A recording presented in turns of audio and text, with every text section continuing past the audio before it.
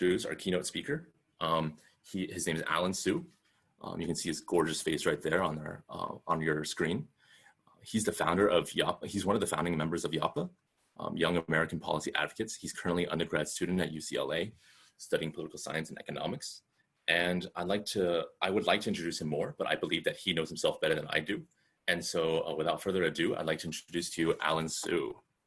Alan? Hi, everyone. I'm going to share my own screen right now. And here we go. So, hi, everyone. I'm Alan. I'm a UCLA student studying public affairs and economics. And I'm a founder of YAPA, as Dylan just told you. And I've been working on a variety of campaigns and a variety of political issues, mostly just with these three people: John Chang, who ran for governor, Darcy Paul, who ran for Cupertino City Council member, and also right now I'm working with David Kim, who is in Southern California. He's in the LA region, and we are trying to work on UBI and sort of trying to get that passed. In my free time, I also teach public speaking, and yeah. So today I want to teach you guys about advocacy and how do you advocate for certain policies or people that you support. The first thing I want to bring up is that most of advocacy is actually preparation. So the first thing you want to do is to make a plan. And your plan should consist of, one, understanding how the political process works. So that's like knowing who to talk to, knowing which agencies you want to go to. Two, doing your research so that you fully understand every single policy that you support.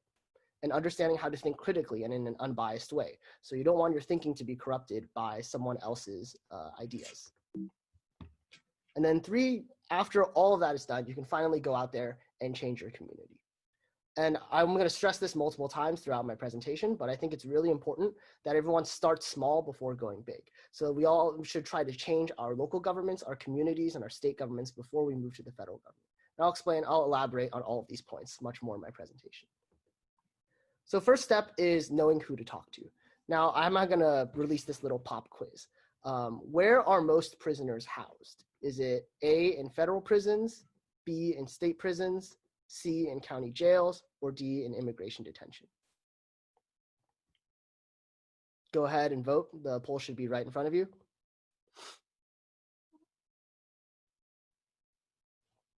I'll give you guys about a minute.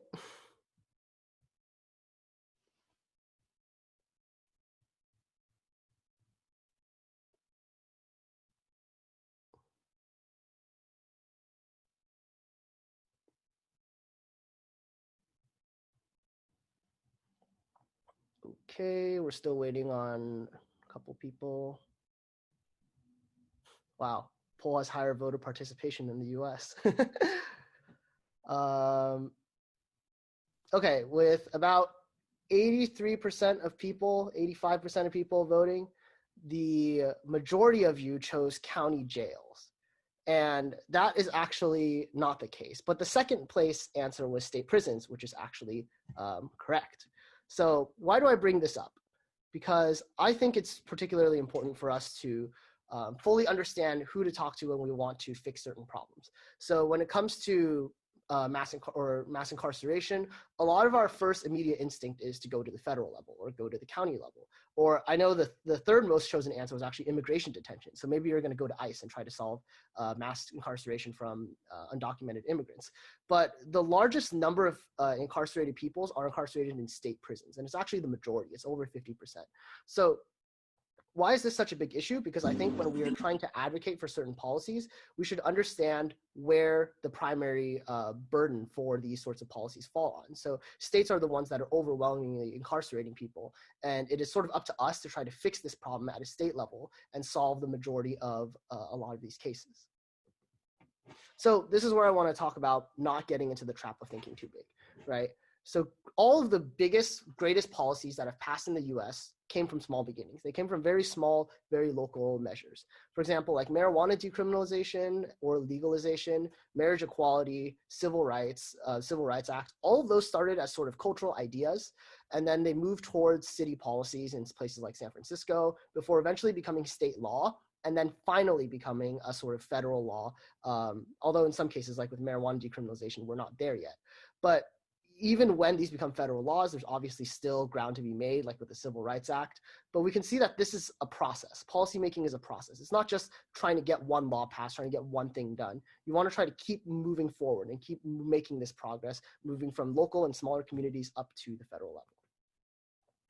The other reason why I think thinking small is something that's important is because voter turnout in local and primary elections tend to be lower than during federal elections. Why is this so important? Is because local and primary elections are easier for the average citizen to really help out in. Like when I was working in Darcy Paul's election, I found it to be really easy to sort of talk to people in the local community and get them to vote for the candidate that I supported. Same with primary elections, because very few people vote there. It's easier to go and try to convince the most active voters to try to get them to support your candidate. Okay, now I'm just going to go over a sort of brief rundown of the government sort of order to try to explain what each level of government does. This is obviously going to be really brief, and I'm probably going to skip over a lot of details. But when we look at the federal government, the majority of what they do, like if you look at an actual budget of the federal government, is the military, Social Security, Medicare, and Medicaid. That's over 75% of the federal government's budget. Literally everything else, so that's veterans benefits, agriculture, food stamps, education, infrastructure, foreign aid, everything else in the federal government is less than 25% of their expenditure. So most of the important things that you might deal with on a day-to-day life likely aren't coming from the federal government. Most of the important laws are written on a state government or on a tribal government if you're living in a reservation. This includes education, healthcare, most of the big important laws that you care about, like maybe drug abuse, homicide, business, theft, mass incarceration. All of these big laws are written on the state level, which is why I think state level politics is something that's very important and often overlooked by large parts of our community. Next is county government, which has sheriffs, prosecutors, public health. Most of what they're dealing with is sort of criminal cases. So when there's criminal trials, those happen on the county level, and people are held in county jails for about a year before they're sent to trial and actually get convicted and sent to state prison. So that's essentially the role of the county. They're also in charge of public health, which is especially important during the COVID-19 pandemic. City government is where most law enforcement actually happens. So with city police, fire departments, and other services, I think this is why it's so critical when we're looking at police reform to fix everything at the local level. It's for your city, your community, to get that stuff done. And then when it serves as an example of something that should be done, then you can start to spread it into the state level, into the federal government level. But it all starts local. It starts with sort of a proof of concept. Can this be done on the city level before you move forward? And then we also have school boards. So that all they do is discuss education. So we have like the De Anza School Board here, and we also have like in my city, Palo Alto, we have the Palo Alto Unified School District. It works differently depending on which city you're exactly from, but all school boards do is they go for education. I think the reason why knowing government order is so important is because it's very, very important to know who to talk to. One of my mentors is Liang Fang, who is a Cupertino City Council member, and she often gets angry when people ask her about school or education issues because she gets a little frustrated that they don't see the difference between city governments and the school boards. So it's important to know this distinction when you're advocating. And then I also want to talk about connections, because it's very important to be connected to the people in power if you want to enact change. This starts off as something as simple as volunteering. So for me, I started volunteering for John Chang's campaign for governor, and that's where I met both Liang Fang and Sophia Cao. Liang Fang is a Cupertino City Council member, and Sophia Cao is the Saratoga School Board member, and we all founded Yapa later. But that sort of connection was really, really important to me because it gave me a mentor, gave me someone to ask questions to understand how the political process works. So that's why I think it's so important to have connections. It's also important to sort of work your way up into higher positions. So starting out as a volunteer, then becoming outreach coordinator, and then becoming in charge of Chinese outreach. It's sort of a step-by-step process. Like I'm saying, policymaking is a big process. So you're going to have to work slowly on your way up into higher positions. So that's sort of, and also when you finally get into a higher level position, like when I was working for David Kim, I had to be a little bit more prepared. So I had a resume, I had references, and because I had those connections, all of those references worked out. So that's why I think it's so important to make these sorts of connections. Okay, next I'm gonna, I think another important thing when it comes to policymaking is making sure that you do your research so that you understand what the primary issue is and what's so important to look at when you're advocating for particular policies. So next poll is what percentage of criminal cases go to court? Is it 75%, 50%? Okay. Why is research? Sorry? 25% or 2%. So poll should pop up. Go ahead and vote.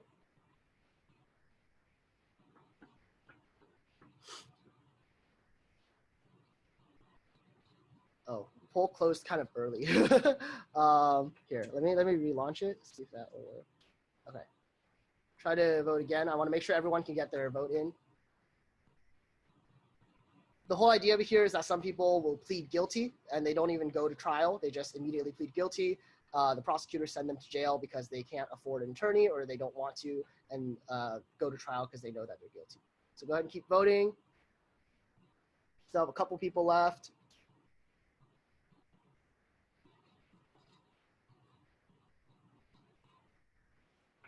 Okay. It looks like that's about everyone that's going to vote. Most of you chose 25%, which is not actually the right answer. And I'm going to explain the significance of this in a little bit. But first, let's look at the next poll that I want to talk about, which is UN projects that the population of the world is going to grow to what by 2100? Is it 9 billion, 11 billion, 15 billion, or 17 billion? So a poll should pop up and yeah, you guys should be able to vote. Go ahead. And you have to remember population sort of grows exponentially. So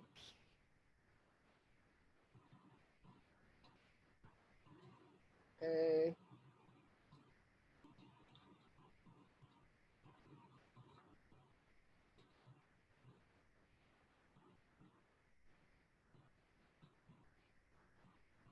Go ahead and keep voting. All right. Majority of you chose 15 billion, and second place is 11 billion, which is actually the correct answer. I'm going to talk about these two questions and why I think they're so important to learn. First, let's talk about population. It's sort of human nature to think that population just grows exponentially forever. And I think a lot of people talk about how population is like, people talk a lot about why population is sort of such a big issue, right? Because they think population growth is going to happen forever. There's going to be overpopulation on our planet, and then we're all going to suffer as a cause of it. But in reality, once countries become more developed, their population growth will actually flatten off because their death rate sort of declines with their birth rate, and then their population will level off when both of them are the same. So this is actually something that's not as big of a deal as we think. So population growth is not going to explode and sort of make everyone suffer.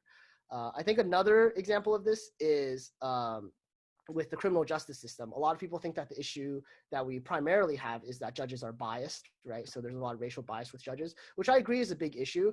But I think an even bigger issue is that the majority of cases don't even go to trial. So on the federal level, only 2% of cases went to trial. A lot of you guys said 25%. The case is actually 2%. So it's very, very small. It's 10 times less than what you guys thought it was. And I think that the primary issue here is that we don't have enough public defendants. So those are people who are acting as attorneys when the defendants cannot pay for an actual attorney. So the state will provide them one. And the fact that these attorneys are often strained, they have to handle 3 different cases per day, means that they can't take every case to trial. So they oftentimes will just try to get a plea bargain with the prosecutors so that they plead guilty to a lesser crime to sort of save time on everyone. But it really is terrible because for a lot of low-income people, they're unable to go to trial. So I think that's the primary problem with our criminal justice system, in my opinion. So we can see with both of these scenarios that what we initially think to be true might not necessarily be the case, which is why I think it's so important in policymaking to actually do your research and learn about all these different real life scenarios. Which leads me to my next point about bias, because I think right now bias plays a huge role in a lot of our erroneous thinking. So for the whole population and immigration, or population and criminal justice reform and all the other quizzes that I showed you guys primarily voted based on what you thought, what you felt, all these biases that you experienced. And I think it's a sort of a bad idea to advocate for policies that are purely based on biases, emotion, peer pressure, or identity arguments. So for example, recently I know a lot of my friends have just started to get into politics. I see them on Instagram posting about certain policies, and I sort of want to discuss it. So I ask them about why they support these policies, and they say, oh, I support it because my friends support it. Or they'll say, it just seems like the right thing to do. You're blank, like racist, misogynistic, something, if you don't support this. The issue with all of these different types of biases is that it's not an actual real science. So I want everyone to think of policymaking as a social science, right? So we need sort of a testable hypothesis that's falsifiable in order to actually get to the answer that we want to. So we want to be a sort of unbiased when we're trying to test something, and we want to make sure that that question that we're asking has both a yes and a no answer, and the yes or no depends on data. That's essentially what falsifiable means, is that it's possible for your argument to be proven wrong if there is enough data. That is what science is, right? And it's important that we think of policy as that sort of scientific way, not in this sort of biased way. So what does scientific thinking look like? It says data shows that blank. These studies prove that the most effective way to solve this problem is blank, or these countries have tried this and this is how it turns out. So these are testable hypotheses and they're good science. And I think this is where my personal experience comes in, because I think the big difference between public affairs and political science is that in public affairs, we are trying to look at sort of a quantitative, data-driven approach to solving a lot of government problems. So we have to learn statistics, we have to learn about all this scientific testing, about biases that different people have, and we learn about how to understand when a policy is effective and when it is not.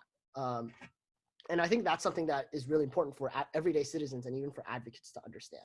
I have two examples of when I think a lot of people are using more biased arguments than they are using data-driven arguments. The first is affirmative action. A lot of the time, supporters will just say, oh, you're racist because you're perpetuating systemic racism by not supporting affirmative action. And then the people who don't like affirmative action will say, you're racist because you're supporting a sort of policy that only affects certain minorities or gives benefits to certain minorities. But neither of these two arguments are engaging with real data, real science, or understanding about the real problem that people are facing, which is, I think a better question that we can ask about affirmative action is, does affirmative action improve the long-term economic outcomes for BIPOCs, right? This is a much easier way for us to look at the data and see whether affirmative action is effective or not. Another example of when biases, I think, have overpowered a lot of people's initial thoughts are Camden. I think some of you guys have heard of Camden, New Jersey, when it comes to police reform. A lot of people said, oh, look, Camden, New Jersey abolished the police, and they're so great with this, with abolishing the police, and they were able to like get rid of so much crime and whatnot. But only later, like 2 or 3 weeks later, did they realize that Camden didn't actually abolish the police. They just sort of had a top-down state-level authoritarian approach where they removed all local control from the police department, and it led to a lot of problems where a lot of minorities were being harassed more often and at higher rates after the reforms. So it's important for us to actually, you know, look at the data, understand what's going on before we finally come to a conclusion that we want to support. My point is sort of that policymaking should be a science with a hypothesis testing and data. It shouldn't be beliefs that are spread amongst your friends and family. And this sort of leads me to something I want to talk about with partisan identity, which is that I had to read a book in my public affairs class called Why We're Polarized by Ezra Klein. And I, for like my whole life, have been a Democrat.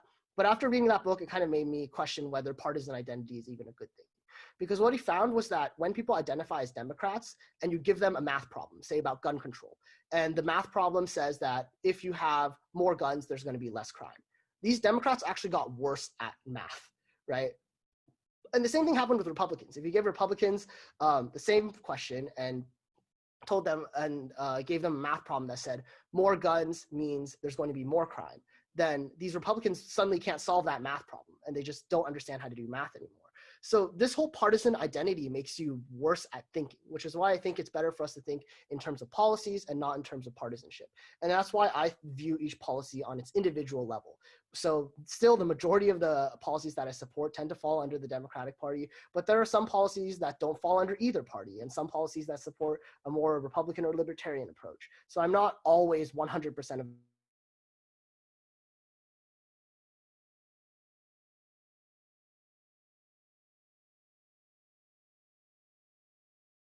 if you think about back in the 90s when the Democrats supported drug policy and stricter drug policy, it ended up being the wrong choice, right? Mass incarceration due to a lot of like drug usage is a kind of a bad policy. It costs us taxpayers a lot of money. It doesn't really stop people from using drugs, but people supported it back then anyway. So even today, I think the better thing to do is to look at policies individually and not support them because of a party. So let's pretend you're malicious, right? Let's pretend you're a greedy corporation and you want to change the community for the worse for them, but you want to make more money yourself. Well, how do you do this? The reason why I'm bringing up this scenario is because I want everyone to realize how corporations are able to influence people and how they're able to have so much power. So corporations understand something that everyday citizens, and I think most activists, most advocates don't fully understand, which is that they understand essentially two things. One is that people's opinions can be easily manipulated by the people who say them, so like which party, how the policies are stated, so like the wording of the question, otherization saying, wow, look at these people that you don't like, they support this, so you have to oppose it, and feelings that all this kind of like cognitive biases that cause people to support or go against a certain political party. Second, they also understand that every vote counts the same. Now, this might seem like a good thing, and I think that it is, but what corporations realize is that the vote of a really strong activist and the vote of someone who is just an everyday, normal voter who doesn't really care that much about politics, they count exactly the same. So what corporations do a lot of the time is they try to get a lot of these apathetic voters to vote in favor of their side. Right, so we see this a lot of the time with their ads, right? From a cost-benefit analysis, it makes more sense to run these ads against everyday citizens because their vote counts just as much as people who are really educated and activists and all of these sorts of, and who know a lot about politics and government. So for these two reasons, corporations are able to essentially buy elections. The way they do this is they sort of pay for a lot of the political campaigns directly, or sometimes they pay for a political action committee or a super PAC to spread a sort of policy decision or sort of spread misinformation amongst the community. And that's sort of what they did for a lot of things, right? The cigarette companies did this when they were trying to get more people to buy cigarettes. This happened with climate change, all sorts of different examples of this. And we see with the data, right? 91% of the time, the candidate with the most money wins the election. And this is exactly why that's the case, is because it's just so much easier for these corporations who understand how government works to manipulate the voters into voting against their own interests, or just bypass their votes entirely by getting them to vote for candidates that they like, but maybe the candidates don't exactly support the policies that they are interested in. So let's look at some more data, because I like data. If we look at Gillens and Page, which is a very famous study from Princeton University, who discussed how laws and sort of polling data and the government are related. So ideally, if a policy has 10% support amongst the population, it should have about a 10% chance of passing once it's submitted to Congress, right? So for example, Medicare for all, right? 65% of, I think something like 65% of Americans support it or more. So maybe 65% of people should back it, right?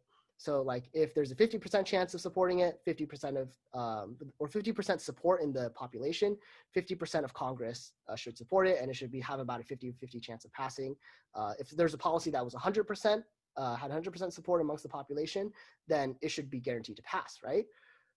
But what we actually see is something that's more like this. So if 90% of the population supports it, 30% chance of passing.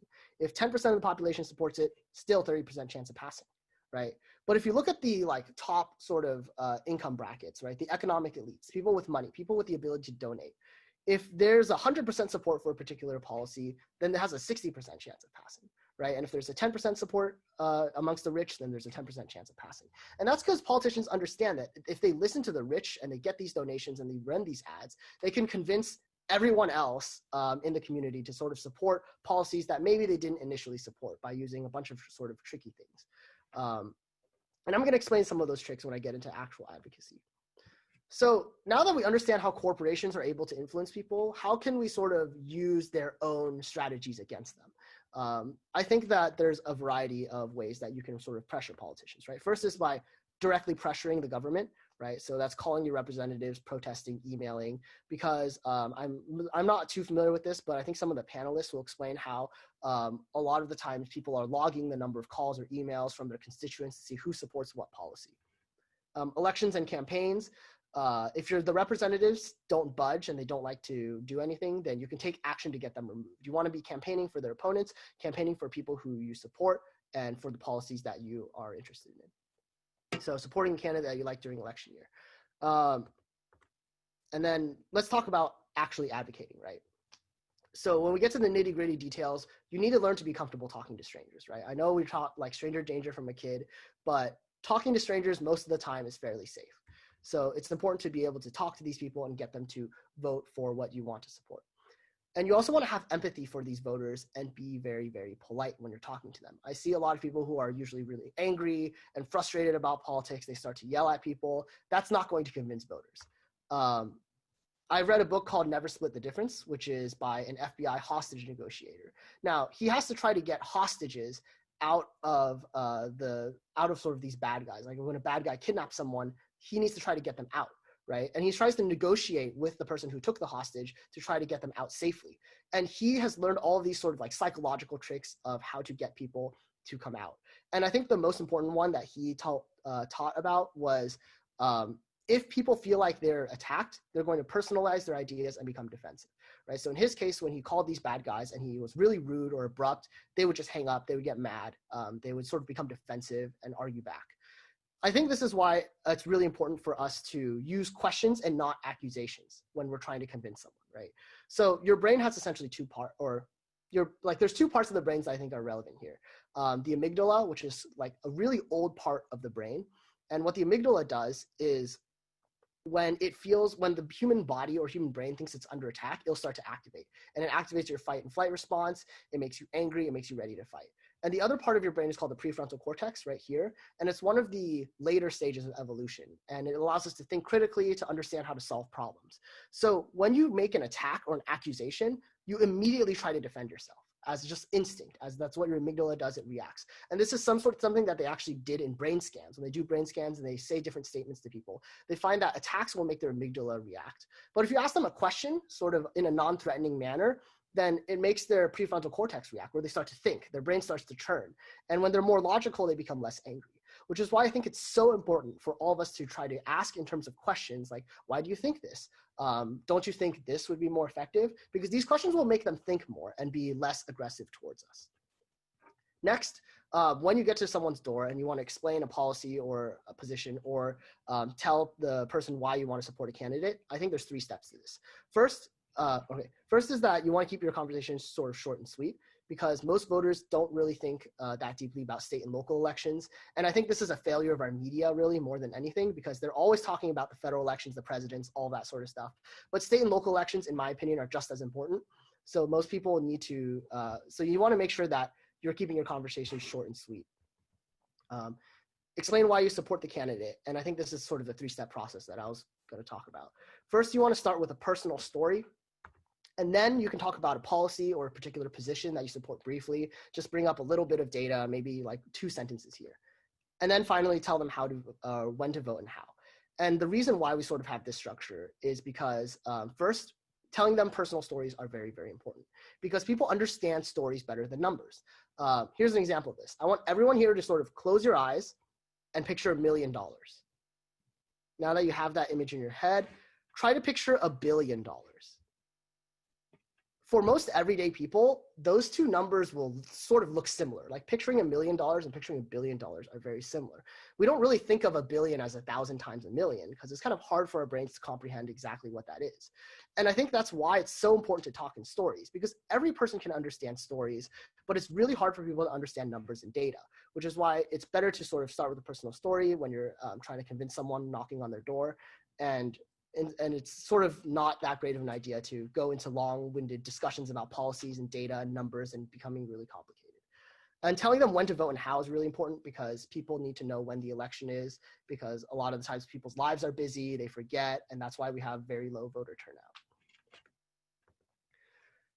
Another thing that I want to talk about in advocacy is that whenever you're talking to someone, you want to be understandable, right? You don't want to use big words and sort of scare people away. For example, I hear a lot of people using words like, systemic, institutional, nepotism, and that's good for like people who are advocates themselves. But when you're trying to convince an everyday person, you want to try to sort of sound or use like simpler words. And even if they do understand what you're talking about, you sound less convincing when you use big words, right? This is something that in psychology is known as cognitive ease, right? So if you think about Trump, why is he so popular? Because his famous slogan is "Make America Great Again," right? 4 words, very simple. Everyone can understand that. So you want to sort of speak in simpler words. You don't always want to be an academic using big words. And also you want to know what you're talking about. So read all the policy platforms on a particular candidate's website, or make sure you understand the policy in depth so that when someone asks you about the policy, you're able to back it up. And I just want to make sure that everyone understands corporations don't always win, right? So like with AOC's election, she understood that she had a large number of volunteers. She understood voter propensity. So which districts, which people are most likely to vote. She understood smart advertising and targeted ads. She understood how primary elections work. And I think all of these sort of allowed her to win in the end, because she actually won in the primary election, and then her district was so Democratic that they were going to vote for her as a Democrat anyway. So that's why the primary election is so important, and why I think so many of us need to be more or participate more in trying to get people to vote during these primary elections. So my 5 main takeaways from this presentation are: understand the policies that you support, understand who to go to when you want to advocate for them, make connections, be aware of your biases, and be polite and understandable. And I think with these 5 things, you'll become a much better advocate. So thank you all for listening. I left some of my sources down here. And if you'd like to contact me, there's my email, just alansu766.